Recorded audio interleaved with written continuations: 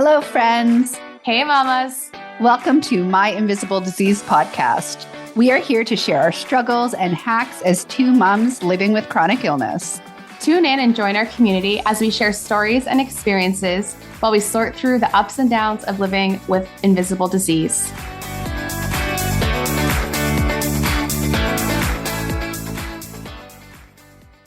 Hey, girl. Hey, girl. Oh, you got some pep in your step today. I know. I have just been out sick, so I'm finally feeling human again. It's exciting. Well, I'm excited for this episode because we have Heather Russell-Kay, who is all the way across the pond in the UK, and we got to learn a little bit about her early diagnosis with MS. Tune into the rest of the episode because you're going to love this girl. She's so funny. Heather, we are so excited to have you on the podcast today to share your story a little bit. Yes, Heather is a teacher and actor who was diagnosed with MS in 2014 at the age of 24. So, Heather, why don't you tell us a little bit about your story? 24, that seems young for a diagnosis. And I can't believe it's already been like 9 years, which is crazy. Oh my goodness. Absolutely crazy. But this is one of the things that has kind of like made me want to kind of share my story a bit, because most people do say that. I even had a nurse a couple of years ago that when they heard that I had MS, they were like, "You're too young to have that." And I was like, "But you're a nurse." Like, you should, like, you'd expect the nurses to know this. But no, it is mostly diagnosed from people between the age of 20 and 40, which I had no idea about. Yeah, and interesting. It's one of those things that when I was first diagnosed, they were like, everyone knows someone with MS, but I knew absolutely no one. Oh. I had no idea about the condition or that it was actually diagnosed quite young in people at all. I think that there's definitely a misconception when it comes to MS.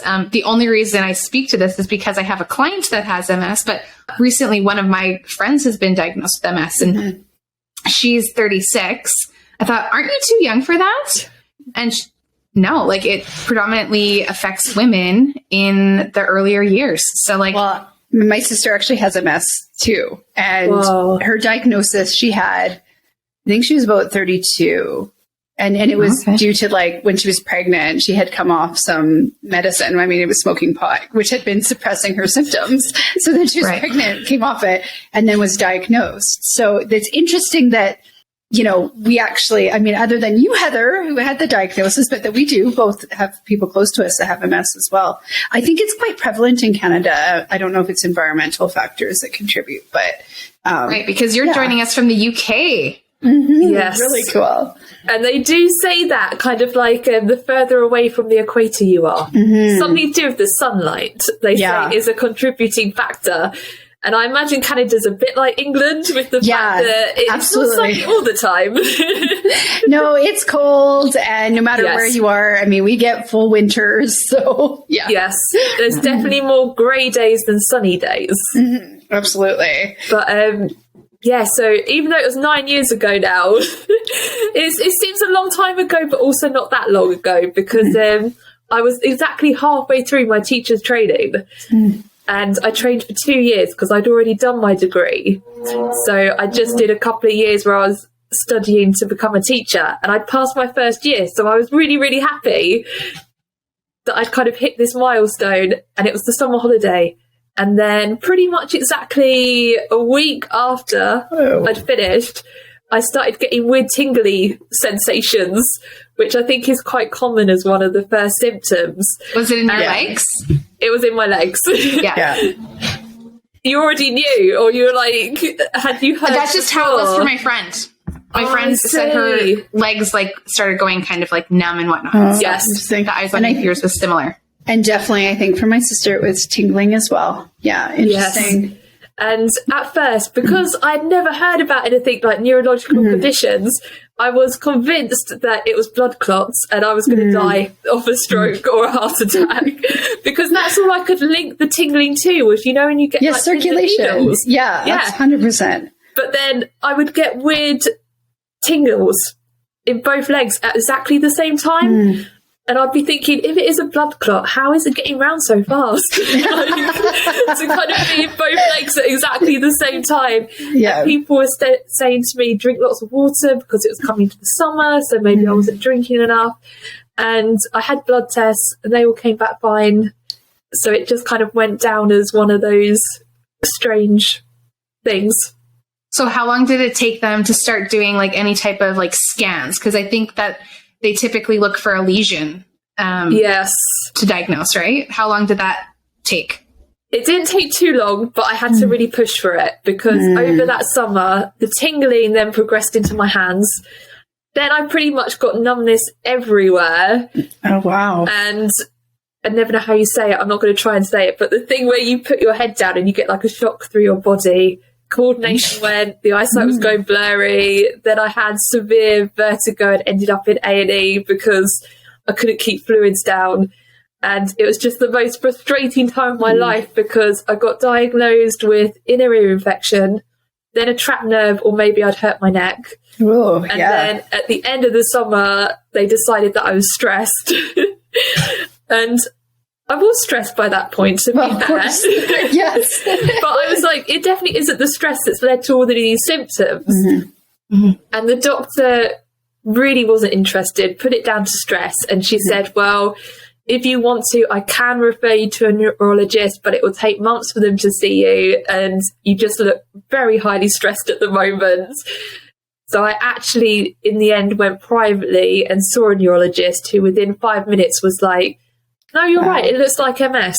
Because by this point, I had done research some of your symptoms. And, I think that's something that is so worth kind of having a quick conversation about is when you go in with symptoms and you kind of get blown off by doctors. I feel like I had actually had an experience where in my chart, she had written something down. And when my husband went in to see the same doctor, he asked if I was is Jenny always that way? As if I had been hysterical. And like, not only is that a huge breach of privacy. Yes. I was thinking that's not allowed. These were separate appointments. Like, he shouldn't even know necessarily if I'm going in. No. Obviously, like he did. But, the stress, women being somewhat like hysterical or overreacting, I think is such it is still so ingrained in our medical system. So, I'm really sorry to hear that you had that experience as well, where it just wasn't, what's the common denominator? Is it, and that stress stress can cause symptoms, but that it would take so much through the conventional system to get you to a specialist. But good for you for advocating for yourself because, some people be like, oh, you're right. I am just stressed or, but like actually like digging and finding the true cause and doing that for yourself, like probably had to shell out a pretty penny to get some private healthcare. And when you did reach out, sorry to interrupt, when you did reach out to the specialist, at that point, did you have it in your head that it might be an MS diagnosis? I 100% knew it was. So it also kind of made me a bit annoyed at the doctors because it meant that I had to go through the diagnosis process basically on my own with the computer, which in that case, it was a good thing because if I hadn't sort of spent weeks researching, MS was literally the only thing that fitted all of my symptoms. But it also meant that I got all the really scary stories and at the same time no one was doing anything, so that part was kind of horrible. I don't think I've ever been as scared as I was during that time, just because you do get the worst case scenarios. But I've heard it so many times from other people that if you're a young woman, it seems to be very easy for the doctors to say, well, you're young, you look fine on the outside, it's going to be stress. Yeah. Your period. Yeah. No, I can definitely relate to the rabbit hole that is looking for the solutions. Like myself, I am mostly undiagnosed as well. And mine started with like muscle soreness and muscle weakness and, progressively got worse and worse and worse. And as you're like trying to figure out what the hell's going on, you Google this symptom and then you Google this symptom and then it's one thing after another. And now it's like, you put these like worst case scenarios in it. And honestly, like for me, like one of them that I was terrified of was MS or like ALS. ALS is terrifying as well. Like, you know, and like I don't have that. Like I don't have the lesions to show that I have MS, but it was something that I was fearful of. And now you've been living with it for 9 years, right? Yeah, which seems crazy. So how has that been going? Like what's changed for you in the last 9 years? Like how has that been going? I think the main thing has just been the fatigue, which I think most people with chronic illnesses do experience. That is definitely not a MS individual symptom. I think most people do. And it does just make everything much, much harder because everything has to be very carefully planned. If you've got one busy day, then I know that the next couple of days are going to be pretty much wiped out. So everything has to be so carefully organized so that I know, right, I'm using up this amount of energy and I should be able to get away with using that much. The energy bank. Yes. It has to be carefully monitored. And the fact that you were in school to become a teacher, I think you were actually, without knowing it, already preparing with some of these skills in the best type of way. Maybe. How did that affect going back to school in the fall for your second year? Well, my second year was, I don't know how I got through it because at that point I wasn't diagnosed. I was getting over this extreme vertigo, but I also had like the tingling and tiredness. But I knew that I needed to get a certain amount of teaching hours and pass a certain amount of exams and essays to get through the year. I have no idea. I remember there were some days where would be on a break during the class and I would just go and lie on the floor in the disabled toilet. It was awful. But I found out quite quickly that as long as I did my hours and I got the essays in, I would be able to pass. So I didn't go to many lessons, but I did my lessons that I needed to get the hours and I somehow got through. And I was really pleased with myself because I passed with like the top mark as well somehow. I have no idea how, but I did it and it was really hard. But yeah, I'm glad that I somehow did it. I'm not sure I'd tell people to do what I did because I felt terrible that year. But I'm glad that I pushed through and somehow got through it. And now you are an entrepreneur. You're running your business. Like, how's that translating into building your business? For me, I think the best thing I did was going self-employed because I realized that I was literally teaching and sleeping. And that was it. And I was only doing part-time, so I wasn't even doing full-time, but it was taking up all my energy. And then going self-employed just means that, I have complete control. So I could decide when my working hours are, how many working hours I want to take on. And also, as I am tutoring, if there is a day when I feel absolutely awful, it's not quite as bad as counselling as it is when you have to phone into a school and be like, I'm not coming in. And you realise they've got to cover all these lessons. With my own students, I can just be like, can we pop it to tomorrow? But most of them are fine about that. So going self-employed for me was a really, really good choice. And do you do most of your tutoring online? Yes, I do now. I used to go to people's houses, but since COVID, at the beginning of the first lockdown, online. Well, and I was going to say for having chronic illness, cutting out the commute and having to get ready, that can really have a huge impact. Be able to show up. Yes. Like I have sweatpants on right now. Me too. I wore a nice shirt though. Yeah, me too. No, I do exactly the same. So it also means if there's a day where I'm not feeling great, I'm at home. So most of the time I don't need to cancel because there has been a few times when I'm in my pajamas and I'll find a nice jumper to pop on the top. I'm like, right, I'm good to go. This is absolutely fine. Do my bit of work. Most of them have a little break in between, then tuck up into bed for like 20 minutes. Then do the next one. And I think that's made a huge difference because I didn't really notice how much the commute was actually wearing me out. But I'd literally go to one place, then be in the rush hour to go to the next place, which would take 45 minutes.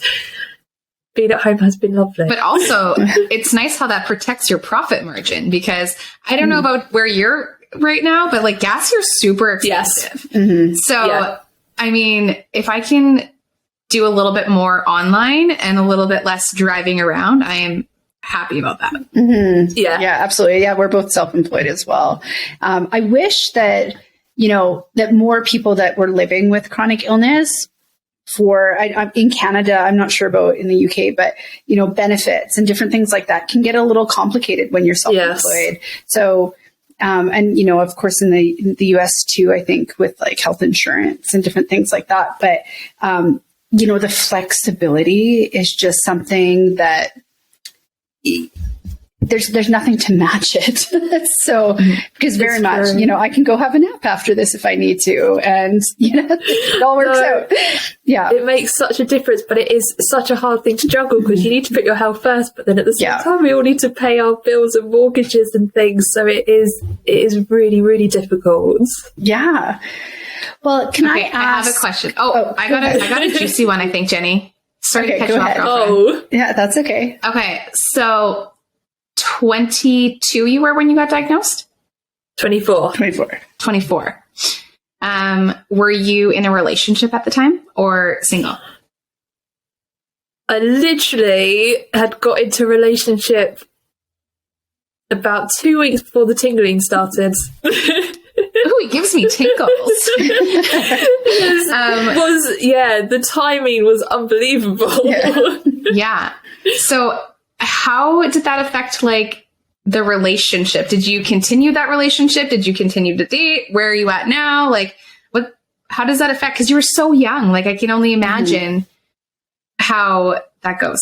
So he was absolutely amazing because, it was literally 2 weeks. We had been friends for a little bit before, so we'd kind of known each other for about 6 months before we actually got together.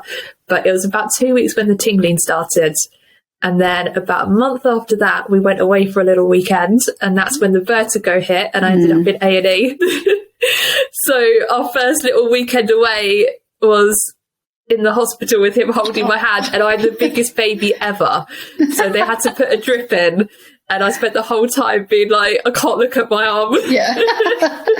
When's the needle coming out? So he kind of saw me at my worst, because with the vertigo, I won't go into details, but there was quite a lot of sick as well and stuff. Yeah. And he stuck through that. And even through my diagnosis and coming from my lumbar puncture and things, he came and held my hand in the hospital.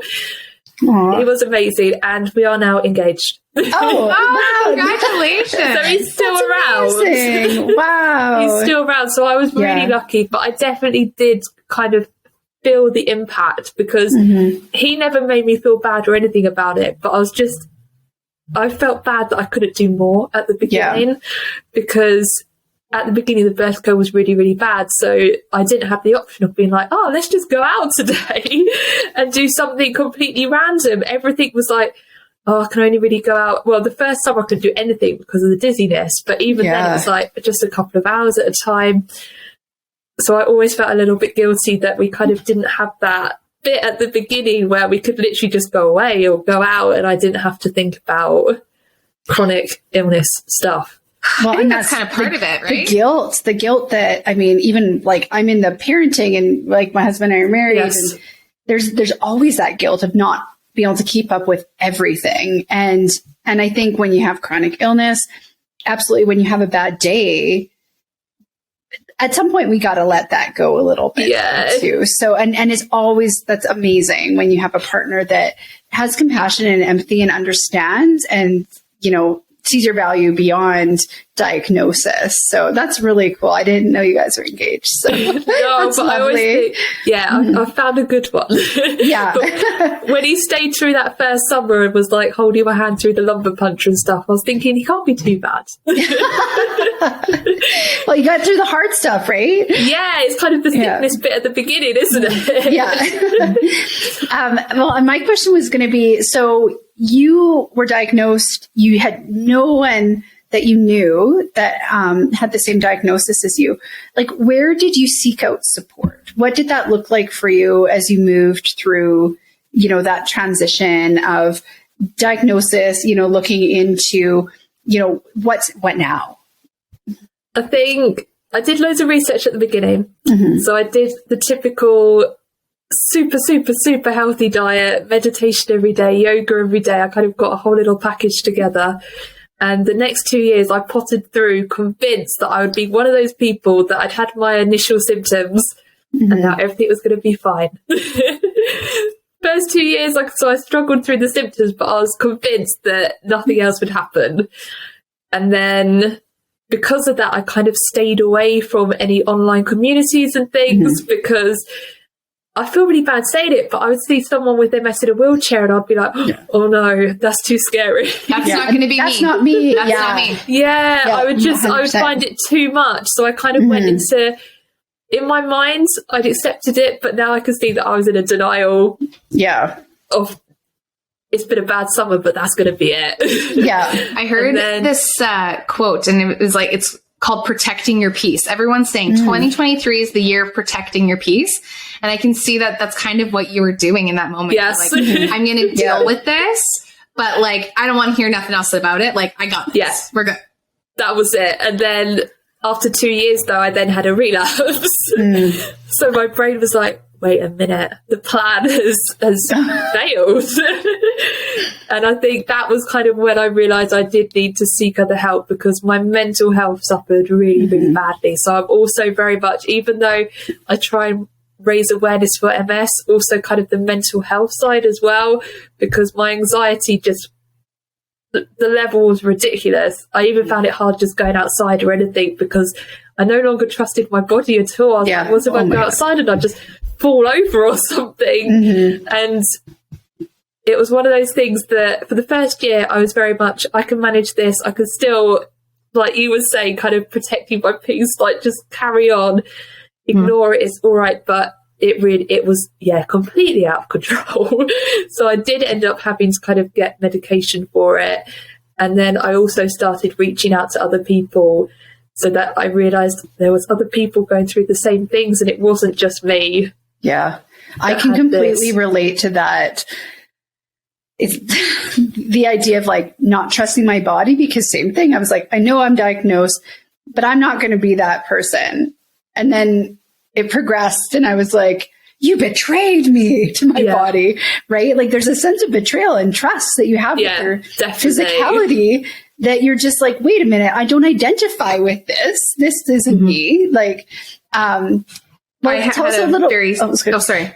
Yeah, no. I had like a situation where my best friend and I took the kids for like a wilderness walk. And like hiking and like going for a walk is like something I do on the frequent. Like that is like that's my jam. And we had gone for this walk and there was so many mosquitoes. I don't know if you have mosquitoes in the UK, but they're the little devils and they bite you and it's the worst. So we're like trucking through the forest as quickly as we can because they are so bad. And I've packed no bug spray, but like I was not in a great physical condition. So I actually ended up tripping and just like on a route. And like my girlfriend was up ahead with my older son and she heard the fall and comes running back like, oh my God, are you okay? I was like, yeah, I just need help up because there's no way to get myself up. And in that moment, it was just like, okay, like pretend that you're not like completely shook about this. But like in my head, I'm like, I can no longer trust myself to go for a fucking walk by myself. Like the reality of the situation is I probably would have taken like 10 minutes to get up. I would have been eaten alive by the devils that are sucking the blood out of me. And like, but like in that moment, I was just like, oh my God, like, can I go for a walk by myself or am I going to fall and be like stranded on this trail until someone comes to find me? So like, I get not trusting your body and like, that is not a great place to be. That's not a great headspace. No. It is absolutely horrible because I wasn't on the walk with the mosquitoes, so at least I avoided the mosquito part. But kind of the same thing happened because I was on the underground and I got off the train, but you have to go through the tunnely bits and then come up. And my legs just completely stopped working when I got off the train. And it has never happened since. We're going back 7 years now, but I will never forget that my body just stopping. And you think, how has it got to this? How do I not have more control over me? And losing that trust, is just horrible. And it does it takes a long time to kind of start to just kind of learn more about kind of what's going on and how to manage it. But I think that knowing that can always happen is very, very hard. What have you been doing to manage it? Mm-hmm. I did go on the medication, which I denied for so long. I was one of those people that was like antidepressants and stuff I didn't want anything to do with. I was completely convinced that I could manage everything naturally. Mm-hmm. And I think natural things are amazing, but I think with me it just got to such a level that it was kind of out of my control. And then also that was impacting the MS because I was so anxious all the time. Yeah. So it just kind of went round in a vicious circle. So I did end up taking medication, but still kind of doing like the yoga and meditation and just kind of building up the confidence, because at the time it's like 26, 27, and I was like, this is ridiculous. But every day I'd be like, right, we're going to walk around the block on our own. We're going to do it. Just literally a 10-minute walk around and just very, very, very slowly. Do you find, especially if you're out walking and doing things like taking the train, and do you find because MS in a lot of ways is invisible, and people, so they look at you and they would assume that you're relatively healthy, and like, has that had an impact for you? I know for both Cassie and I, it's that idea that, on the outside, we look really healthy. And that, I think, can also be a bit of a mental struggle, because it's almost like you want to announce to the world, like, hey, this is what I have. Don't, like, stop having higher expectations of me physically. But also, at the same time, we do such I think just naturally we mask it too, to try to act and be as normal as possible, whether that's to not burden other people or just because, culturally it makes you stand out in a way you don't want to. But have you had any experience with that with MS? I think I do the typical thing of trying to pretend like everything's fine. Mm-hmm. Yeah. And I remember there's been a couple of times where I felt really bad, and then I've sat in the bit at the front of the bus and you get the looks, and I just look out the window and I'm thinking, like, you don't understand how terrible I feel. But at the same time, you don't kind of want to say anything. You kind of want to, or I always kind of want to appear like everything is fine. Yes. Yeah, it's a really fine balance. How many times do you just, I'm fine. How are you? I'm fine. Mm-hmm. But it's a really hard balance, because sometimes you're really not feeling fine, but you're trying to look like on the outside like you're feeling fine. And I think that is one of the hardest things, is kind of people learning that actually you can look fine. Yeah. But there can be a lot of stuff going on, because I have my blue badge, which means that I can park in the disabled spaces. Yeah. But I'm well aware that I do get quite a few looks, because I get out of the car and I do look fine. And the thing is with MS, especially if I'm not relapsing, I can probably potter into the shop quite fine. Yeah. But after I've been out for a little while, or kind of the supermarket, I'm exhausted and I really need to be nearer in that car parking space. But I'm so aware that people will look at me and be like, that's something I've avoided. I think I have the option to get like the disabled badge for the car, just because I'm like waiting for transplant. But because I feel okay enough, that then I look okay enough to like go to Walmart or somewhere and walk in. But it's so true. Like the effort sometimes of the energy levels, because energy is one of my big things, is like, you're just so exhausted after having to carry all the groceries to the car, like far away. It's like, oh, that would be nice. But it's the judgment. Like this is the, because I am well aware that when I do park in them, I'll avoid eye contact. Yeah. Yeah. Head to the car. Don't look up. Which, I think we bring on a bit of that. We're assuming people are judging, and they might not be, but there are some people that are just ignorant and that are like, you don't look sick enough to be using that spot. And it's like, you have no idea what's going on. This thing. So I think it's kind of, people, it's kind of raising the awareness that actually a lot of people look fine, but have a lot going on. Because I can't remember the statistic, but it's really high for people that have chronic illnesses and different things. And you kind of think, you don't know about it until I kind of got involved in this community and everything. I had no idea that so many people were living with these conditions. Well, I was just about to look it up and I'm like, oh, my computer keys will be so loud. But it's quite high. It is so high. And because I've looked that up as well, like the statistics of people living with chronic illness, like I swear it's like breaching 60% of women. 60% is a number that's in my head because I think you told me that. So. Yeah, like it's insane. And obviously like the chronic illness in many different ways, it could be, you know, some things maybe more intense than others, but this is a shared experience and no one's really talking about it still. No, this is the thing. And in a way, I kind of understand like where people are coming from, because until I got MS, I was one of those ignorant people. Yeah. And I hate admitting it now, but I definitely was. I had no idea. I just assumed that you would be able to have some sort of visible sign, and it never even occurred to me that one day you could be fine and then your body could be completely out of whack and doing crazy things that you'd never have thought about. Oh my gosh. And isn't that the truth? That for some people, it's one day you're fine and then the next you're not. And even when you're dealing with chronic illness, as you said, you might have good days, and then a bad day hits. And it's like, this is the thing. Night and day, right? So Heather, I have a question for you. I feel like I just like keep asking you all these juicy questions. Maybe it's because I'm a little bit jealous of your youth and how young you are. And oh no! Yeah. You don't look any older than me. I think you're only about like 3 years older. I feel like I'm like 100. No, yeah. No, don't worry. I feel like that too some days. Me too. So you are engaged. How does like the future look? Like, are you guys planning on having a family? And like, how does your diagnosis like? Tell me more. Like, planning. How does that affect that? And really also, I need to note that I do not think every woman should have children. So I'm not saying, hey, you're a girl, you should have kids, because I don't think that's necessarily right. But like, is that something that you've considered? And like, does your diagnosis maybe change that a little bit? I think so. It's definitely something we've considered a lot. Because when I was younger, I did always want definitely to have like one child. But the diagnosis definitely kind of puts more doubts in my mind, only because we're both self-employed, me and my partner. And there's kind of the balancing the money side of things, but also the energy side of things. Yeah. And I know no life looks how you plan it. And even though I'm not a parent, I imagine it doesn't look exactly how you plan it. Never. Because even when you're healthy.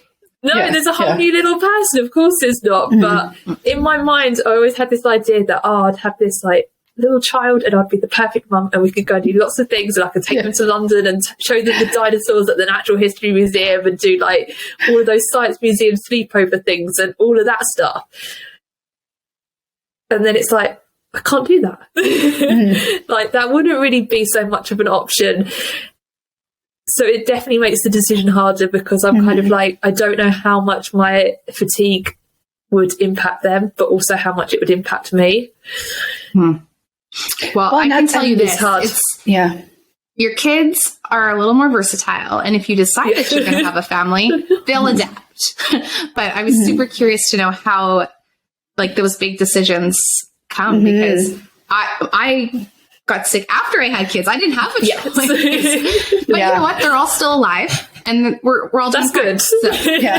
Well, and that's like, I mean, even for myself, we knew having kids that there was a 50% chance of them having my disease.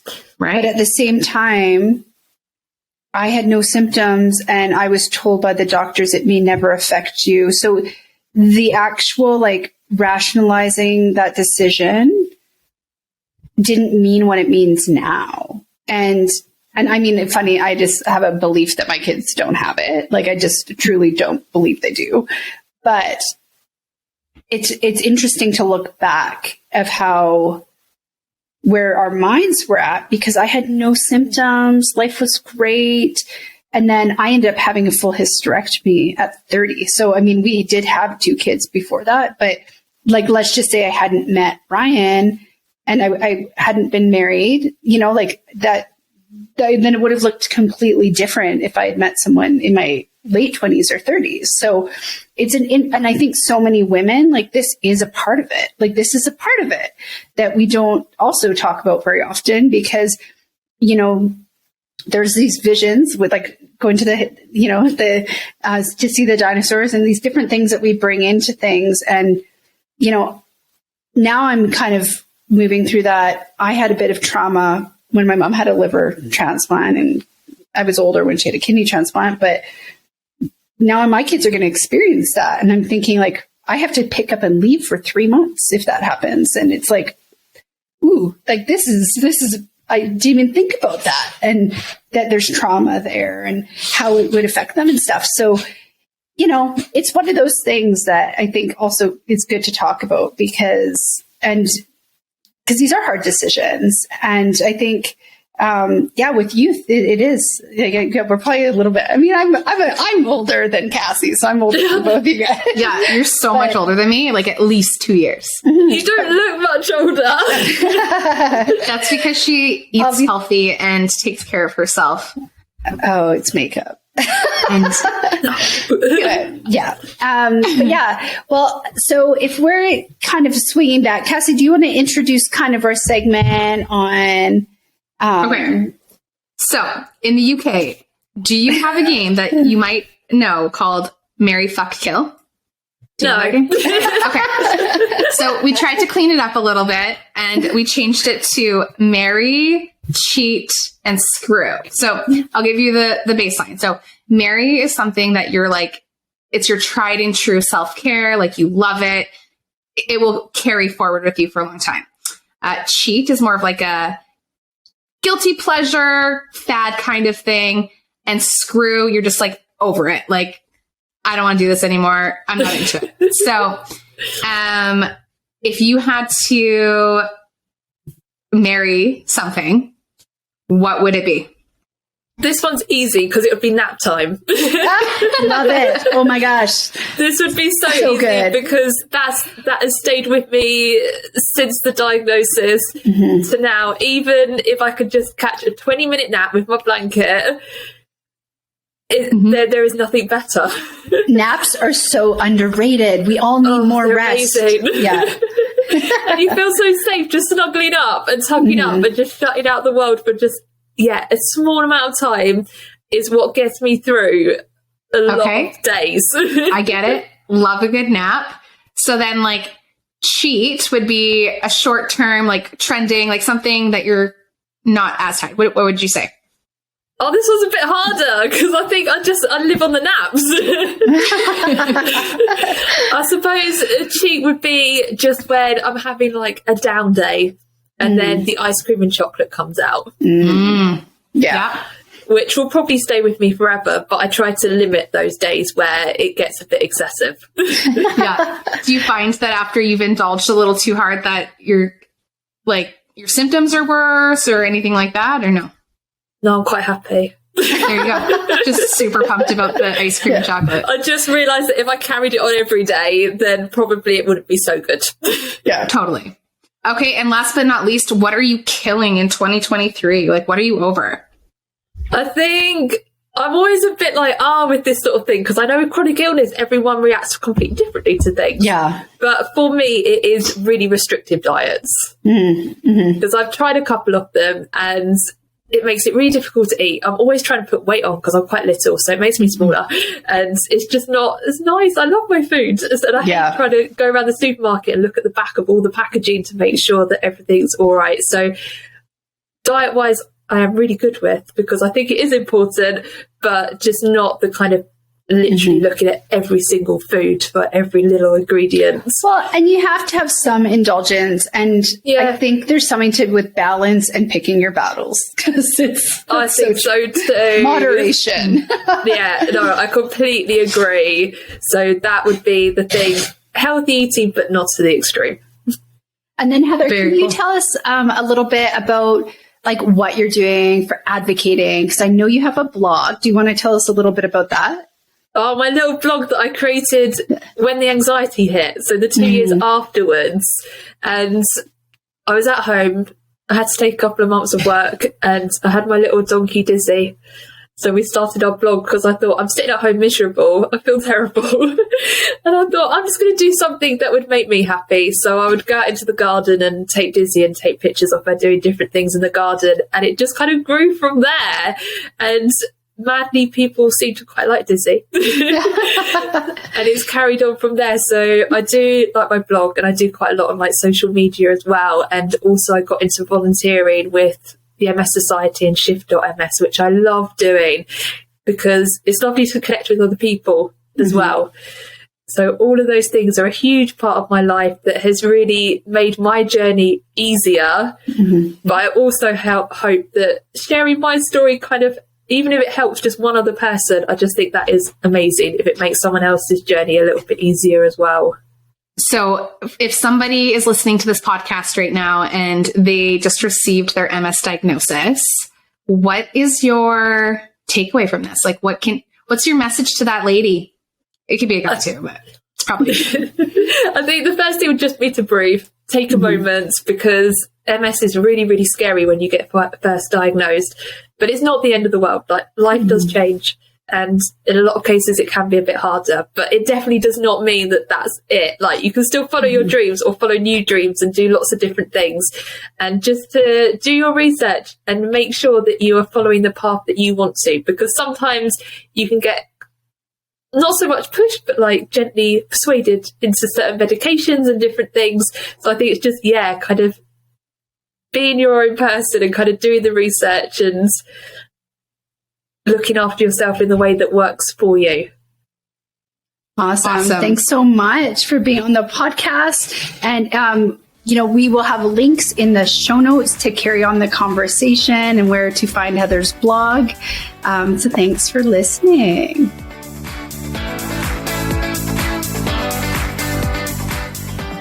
Hey mamas, we see you.